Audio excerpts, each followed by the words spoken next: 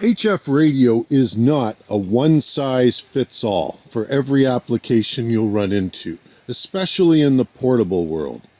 Let's talk about this a little bit more. Hi, I'm Tracy, VE3TWM. Thank you for tuning in to Outdoors on the Air. You know, HF Portable is a broad field. It covers an awful lot of different types of activities. Basically what it means, you're taking your radio into the outdoors. Hey, that's the easy part. But then it comes down to, hey, what are you going to be doing? If you're going to be doing something like backpacking, canoe tripping, you're heading off into the wilderness, you need to take a small capable radio that is going to handle a variety of tasks. And a good candidate would be something like the Yaesu FT817 that I'm holding here in my hand. What makes this rig especially suited for the light, compact market is the fact that it's self-contained. There's actually a spot for an internal battery. You can put up to a 3 amp hour battery. You can run for multiple hours on just this small paperback book sized radio, and you've got all band capability from 160 meters on up to 70 centimeters, encapsulating both local and distant communications. So it ticks the boxes for those kinds of people. Hey, do you just want to keep a small package in your car? So you're driving around somewhere, you get the urge, you're going to set up really quickly, make a few contacts. Maybe you're using digital modes or CW, which is even more perfect for a 5-watt radio like this one. Then having a small radio as compact as possible, that's very capable and high quality and somewhat durable, that makes a lot of sense. So that's use case number 1. Let's take a look at use case number 2. We've seen the FT817 with its very compact size.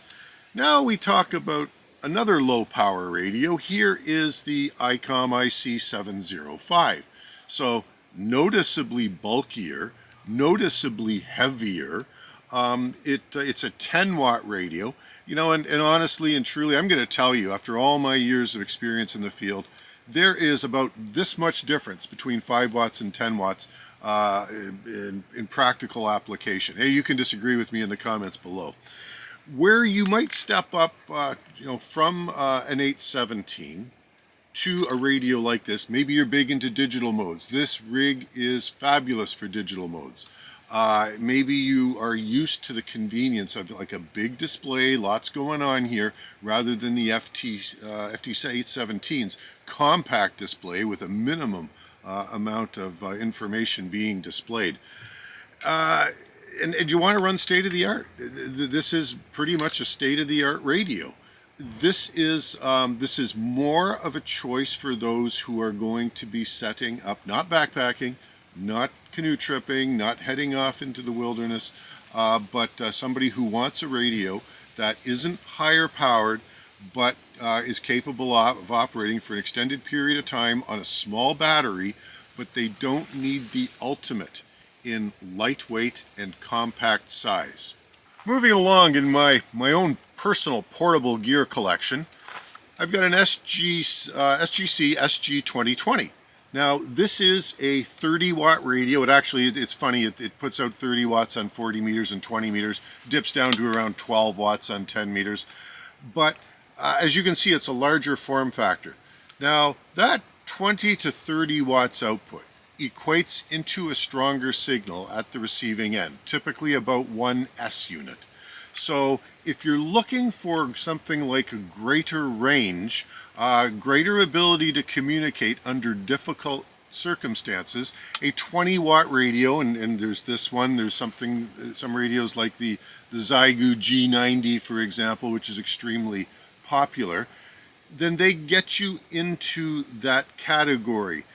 Also, when you get into a box like this, you do have options of choosing radios with built-in automatic antenna tuners.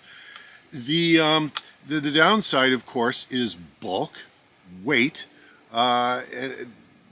So it is a trade-off. It's more of, hey, I'm not backpacking. I am not needing the ultimate in terms of battery conservation while in the field. because when you're transmitting at a higher power, you will be drawing more juice from your battery.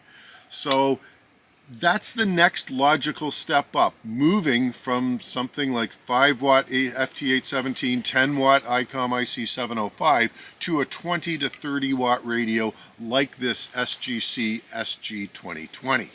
Finally, we come down to a larger form factor, full powered radio. Here I've got a Yaesu FT710. Now it's a 100 watt rig, and it's going to give me pretty much all the conveniences of a home radio. No limitations, no heavy duty menus, because it's got space on the front panel for additional knobs and controls. You've got a touch panel screen. You've got 100 watts of power.